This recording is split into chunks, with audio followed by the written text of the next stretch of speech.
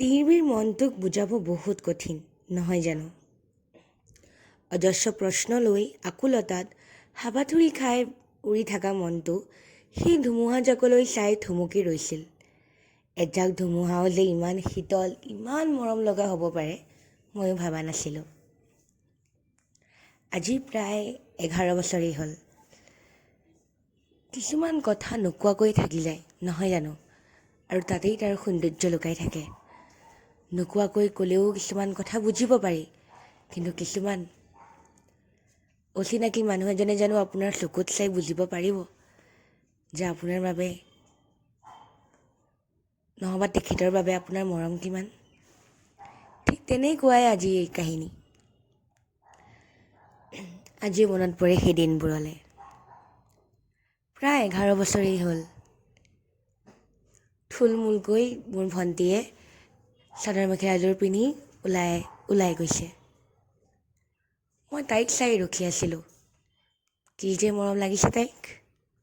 আৰু মায়ে পাছফালৰ পৰা গালি দি আছিলে, কাম বন নাই তহঁতৰ, অকল এইবোৰেই, ফটোশ্বুট কৰ, হোৱাটছএপত দিয়, পঢ়া শুনা ধান্দা নাই। কি যে মিঠা সেই দিনবোৰ। ল'ৰালিৰ এটি বিশেষ সুবাস আছে। সেই সুবাসটো পাহৰাবই বহুত কঠিন, কিন্তু জীৱনৰ লগত আগবাঢ়ি যোৱাটোৱেইতো জীৱনৰ আচল কথা।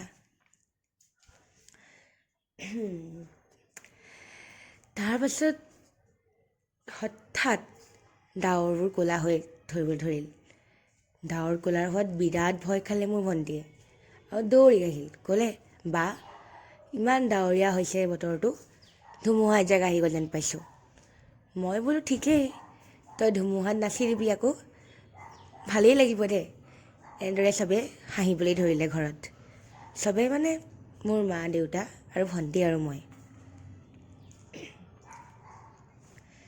আগবাঢ়ি গ'লোঁ তাইক ফটো এখন তুলি দিবলৈ। সেই ডাৱৰৰ মাজত যেন তাইক ইমান ধুনীয়া লাগিছে। কি যে মিঠা হাঁহি। ঘূৰি আহিলোঁ, তাইও কাপোৰযোৰ সলালে। মই লাহেকৈ খিৰিকীৰ পৰা চালোঁ, দেখিলোঁ এজাক ধুমুহাৰ আগমন।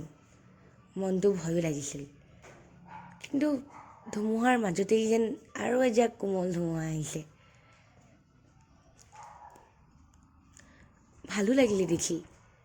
আৰু সেই ধুমুহাজাকেই চাগে মোৰ জীৱনৰ প্ৰথম ধুমুহা আছিল, যোনে মোৰ এই কোলাহলৰ মনটো শীতল কৰিছিল। অনিৰ্বাণ। আজি প্ৰায় 11 বছৰ হ'ল। এই নামটো আৰু 11 বছৰ পিছত মই উচ্চাৰণ কৰিছোঁ। বিৰাট ভাল লাগিছে। সেই ধুমুহাজাক দেখি মই থমকি ৰ'লোঁ আৰু মনত ঢেৰ কথা ভাবিবলৈ লাগিলোঁ। কি জানো, ময়ো নাজানো কিয় জানো সকলোবোৰ এই পৃথিৱীখন যেন ৰখি গ'ল। আৰু অকল সেই ধুমুহাজাকেই যেন খোজকাঢ়ি গৈ আছে। বেচেৰাটোলৈ ভয়ো লাগিছিল আৰু বেয়াও লাগিছিল। এই ধুমুহাজাকত সি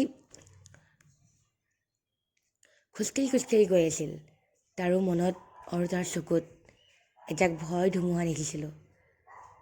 কিন্তু এনেকুৱা লাগিছিল যাতে সি তাতে ৰখি যাওক, যাতে মই তাক চাই থাকিব পাৰোঁ। অনিৰ্বাণক মই সেইদিনা প্ৰথম দেখিছিলোঁ।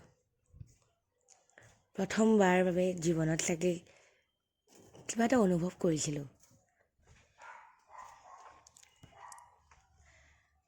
মই BA ছেকেণ্ড ছেম আছিলোঁ আৰু যেতিয়া পিছদিনা মই কলেজলৈ আহিছিলোঁ, একেটাই ল'ৰাই মই দেখিছিলোঁ, অনিৰ্বাণ। তেতিয়া গম পাইছিলোঁ যে সি নতুনকৈ এডমিশ্যন লৈছে আমাৰ কলেজত। সি মোতকৈ এবছৰ সৰু। কিয়া ফৰক পৰতা হে। আজিকালি ফিল্মছবোৰত এইবোৰে কয় নহয় জানো, age is just a number. এইবোৰেই। তেতিয়া আকৌ তেনেকুৱা নাছিল নহয়। তাক মই লুকাই চাই থাকোঁ সদায়। বৰ ধুনীয়া সি। কাৰোবাৰ কাৰণে নহ'ব পাৰে, কিন্তু এটা কথা আছে নহয়, যাক ভাল পোৱা যায় সেই মানুহটো বা মানুহজনী সদায় ধুনীয়া আমাৰ চকুত। হয়, অনিৰ্বাণৰ প্ৰেমত পৰিছিলোঁ, কিন্তু কেতিয়াও তাৰ লগত কথা পাতি পোৱা নাছিলোঁ। ময়ো নাজানো এইটো কেনেকুৱা প্ৰেম যিটো প্ৰথম চায়েই হৈ যায়, কিন্তু কিবা এটা অনুভৱ হৈছিল, তাক যেন মই চিনি পাওঁ বহুত দিনৰ পৰা। মোৰ লগৰ কিছুমানে মোক সন্দেহ কৰিছিল, মই সদায় সেই ক্লাছটোলৈকে চাই থাকোঁ। মই আজিলৈকে কাকো কৈয়ে নাপালোঁ। আজি চাগে প্ৰথমবাৰৰ বাবে মই স্বীকাৰ কৰিছোঁ যে হয়, মোৰ জীৱনতো কোনোবা আছিল। একচুৱেলি নাছিল কোনো, নেথাকিও আছিল কোনোবা বিশেষ। যেতিয়াই ধুমুহা আহে ন, তেতিয়া অনিৰ্বাণৰ চকুৰকেইটা ভয়ত যেন মই বুজাবই পৰা নাই। কিন্তু সৰু সি বহুত মৰম লাগে যেতিয়া সি ভয় খায়। মিহিকৈ হাঁহি এটা তাৰ, আঐ কি যে ধুনীয়া। তেনেকৈ 2 বছৰ গুচি গ'ল, গমেই নাপালোঁ। কিন্তু এই 2 বছৰত মই তাক ইমানেই চালোঁ যে বেলেগ মানুহৰ বাবে হেঁপাহ পূৰাই যাব, মোৰ নুপুৰালে। এই 2 বছৰত না তাক মই আজিলৈকে কথা কোৱা শুনিলোঁ, না তাক কেতিয়াবা মাতি পালোঁ। এবাৰ সি আকৌ মোক বা বুলি কৈ দিছিল, বেয়াও লাগিছিল, কিন্তু ভালো লাগিলে, মাতিলে যে। সি বহুত ধুনীয়া গান গায়, গীটাৰো বজায়। এই যেতিয়াই নহয় পৰীক্ষাৰ টেনশ্যনটো হয়, তাক চাই দিলেই হ'ল, মনটো শীতল পৰি যায়।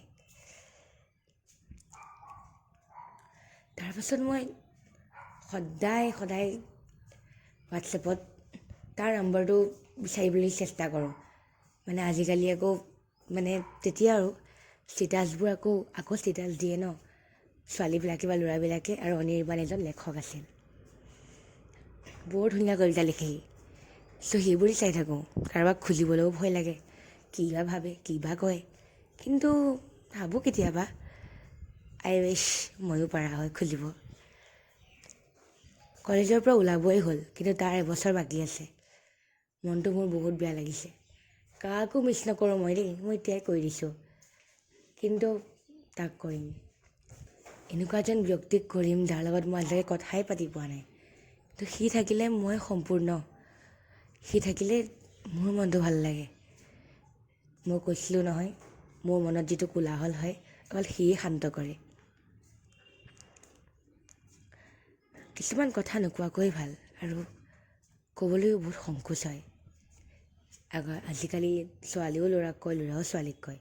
তেতিয়াৰ দিনত আৰু কোনটো ল'ৰাই বা কোনটো ছোৱালীয়ে এনেকৈ এক্সপ্ৰেছ কৰিছিল নিজৰ ফিলিংছ। কেতিয়াবা ভাবোঁ, তেতিয়া মই চাগে তাক কৈ দিব লাগিছিল। কোৱা হয় চাগে আজি আমি একেলগে থাকিলোঁ হয়, অনিৰ্বাণ মোৰ কেতিয়াও নহ'লে। সেই 11 বছৰীয়া সেই প্ৰেমটো মোৰ এতিয়াও মনত আছে। নেজানো প্ৰেমেই আছিল নেকি, কিন্তু যেনেকুৱা তাৰ লগত আছিল কাৰো লগতেই হ'ব নোৱাৰিলে।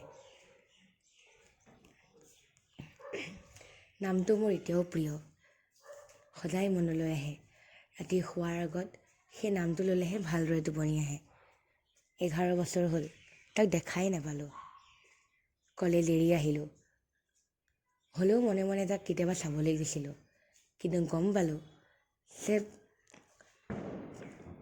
সি লাষ্ট ইয়েৰটো কমপ্লিট নকৰি পিনে গুচি গ'ল গোৱালপাৰা। কিয় গ'ল, কেনেকৈ গ'ল গমো নাপালোঁ, আৰু সুধিবও নোৱাৰিলোঁ কাকো। কিন্তু সুধিবলৈও ভয় লাগে, কি বা কয়। ভয়ো লাগিছিল তাইক হেৰুৱাৰ। হয়, সি মোৰ নাছিল, কিন্তু কেনেবাকৈ যদি সি মোৰ কথা গম পায়, আৰু কেনেবাকৈ যদি সি মোৰ পৰা আঁতৰিব ট্ৰাই কৰে। ওচৰতো নাছিল, কিন্তু হ'লেও ওচৰত নাথাকিও সি ওচৰতে আছিল। কিছুমান প্ৰেম এনেকুৱাই, কৈ ভাল নালাগে, কিন্তু হৈ যায়। আজিকালি মানুহক কমিটমেণ্ট লাগে, ইটো লাগে, পাৰফেকশ্যন লাগে, কিন্তু সেইটো জানো প্ৰেম হয়? যাৰ লগতেই থাকক, আপুনি যাক ভাল পায় তেওঁৰ সুখটোহে মোৰ মতে মেইন বস্তু প্ৰেমৰ ক্ষেত্ৰত।